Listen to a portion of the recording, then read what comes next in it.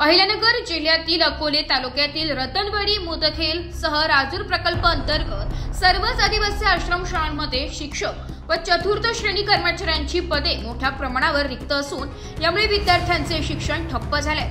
गेल्या 2 महिन्यांपासून वर्ग 3 व वर्ग 4 मधील 188 पदे रिक्त असल्याने शाळेतील शैक्षणिक व प्रशासनिक कामकाजावर गंभीर परिणाम झालाय।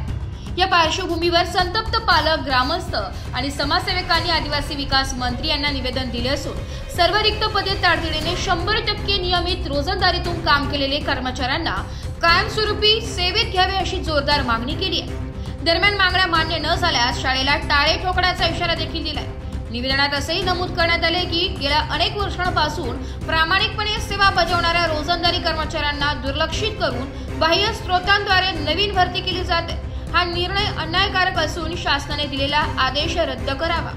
विद्यार्थ्यांचे शैक्षणिक नुकसान टाळण्यासाठी आणि त्यांचा हक्क अबाधित ठेवण्यासाठी शासनाने तातडीने कारवाई करावी अशी एकमुखी मागणी करण्यात आली आहे। ही मागणी समाजसेवक अनंत महादुघाणे, तुकाराम खाडे, बाजीराव सगबोर, एकनाथ सारुकते, तुकाराम सारुकते, सरपंच सागर रोंगटे, सूरज इदे, महेश इदे, सुभाष इदे, चंद्रकांत इदे, आकाश इदे आदींनी केली असून निवेदनाच्या प्रती संबंधित उच्च अधिकाऱ्यांना देखील पाठवण्यात आल्या। शासन वेळेवर निर्णय घेत नसेल तर पुढील आंदोलनाची जबाबदारी शासनावर, प्रशासनावर असेल असा इशाराही यावेळी देण्यात आला।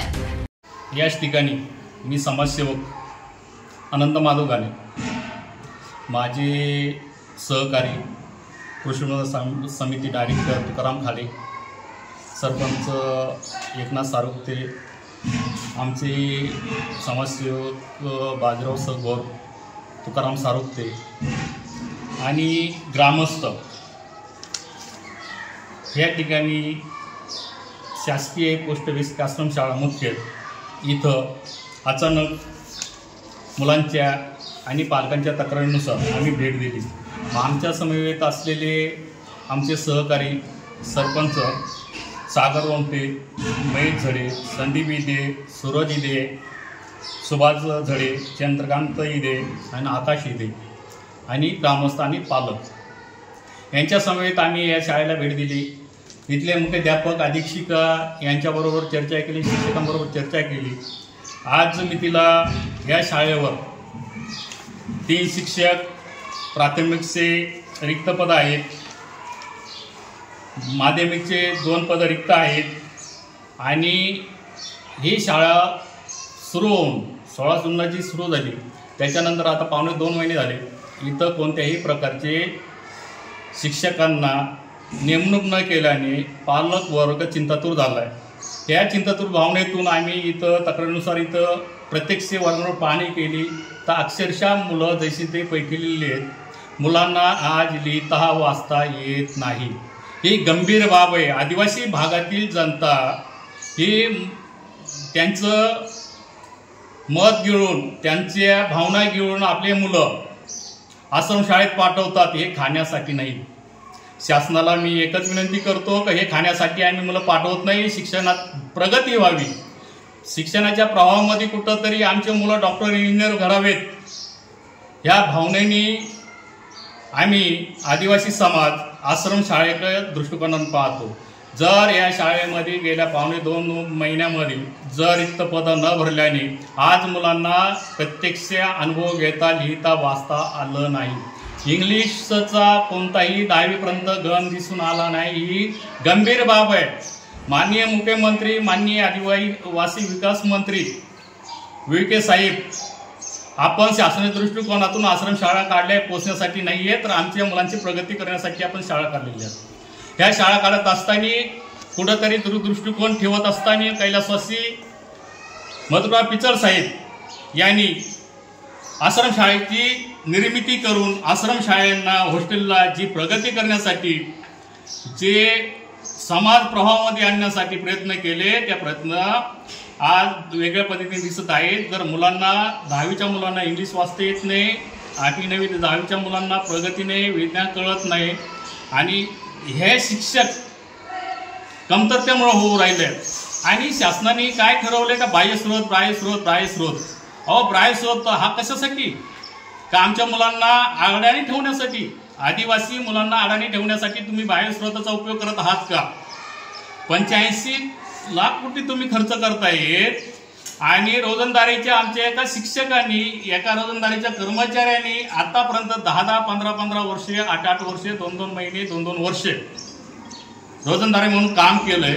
ह्या रोजंदारी काम करत असताना या मुलांनी, या कर्मचाऱ्यांनी आदिवासी भागामध्ये स्वतःचं उपजीविका करत मुलांना शिक्षणाचं ज्ञानार्जन दिलंय आणि आज त्यांना तुम्ही बाहेर स्वतः बाहेर फेकल्याचं काम करत आहे शासन स्तरावर। आपण बाहेर स्वतःमध्ये मुख्यमंत्री आणि सर्व मंत्रिमंडळ बाहेर स्वतः वाटा भरण्याचं निर्गमित करा, आदेश बहुमताने हे करा, विधानसभेत मांडा।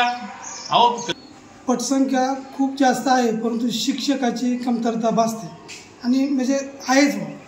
तर या ठिकाणी प्राथमिक वर्गासाठी म्हणजे 1 ते 7 तर याच्यासाठी 3 शिक्षक आता आहेत आणि इतक्या पटसंख्या जास्त असल्यामुळे त्यांना शिकवण्यासाठी त्या शिक्षकांवरती ताण येतो। म्हणजे आम्हाला रिक्त जे काही पद आहेत त्याच्यासाठी गणित, विज्ञान या विषयाचे जे शिक्षक आहेत ते 10वी, 9वी, 10वी व 8वी, 9वी, 10वी या वर्गासाठी मिळावेत। रोंगटे, माझ्या मिसेस दीपाली रोंगटे ह्या या गावच्या मुदखेड गावच्या सरपंच असून आम्ही आज डॉक्टर अनंत घाणे तसेच सगोर साहेब, गावचे सूरज दे, संदीप दे, सुभाष दे, तसेच तुकाराम खाडे, कृषी बाजार समितीचे ते सदस्य आहेत, एकनाथ सारुक्ते सरपंच कोलटेंबे, तसेच आमच्या गावचे सदस्य महेश दे, तसेच अक्षय दे यांनी आज शासकीय माध्यमिक आश्रमशाळा रतनवाडी युनिट मुदखेड येथे भेट दिली असता आमच्या शाळेवरती कमीत कमी प्राथमिक शिक्षणासाठी 3 शिक्षक रिक्त आहेत, तसेच माध्यमिक शिक्षणासाठी 2 रिक्त पदं आहेत आणि ते रिक्त अशी पदं आहेत की जे गणित आणि विज्ञान अतिशय महत्त्वाचे जे विषय आहेत ते रिक्त असल्याने आमच्या 10वी, 9वी, 8वी या वर्गांना या मुलांचा पाया एकदम कच्चा राहू राहिला आहे। दिनांक 16 जूनपासून ही शाळा सुरू झाली असून अजूनपर्यंत या शाळेवरती या गणित व विज्ञान या शिक्षकांचा अजूनही पदे भरलेली नाही आहेत। तसेच जे मागील रोजंदारीवरती कर्मचारी शिक्षक काम करत होते यांना प्राधान्य देऊन यांना फेरनियुक्ती यांची करण्यात यावी, तसेच यांना बाह्य स्रोताद्वारे जे शिक्षक भरत आहेत ते भरू नये यांचा आमचा ग्रामस्थांचा यासाठी विरोध असेल, कायमाचा विरोध असेल, त्यासाठी आम्ही आंदोलन पण करू। तसेच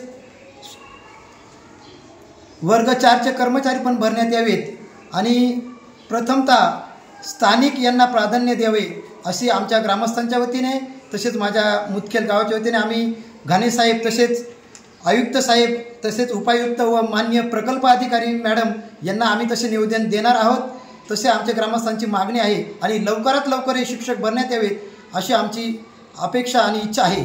धन्यवाद।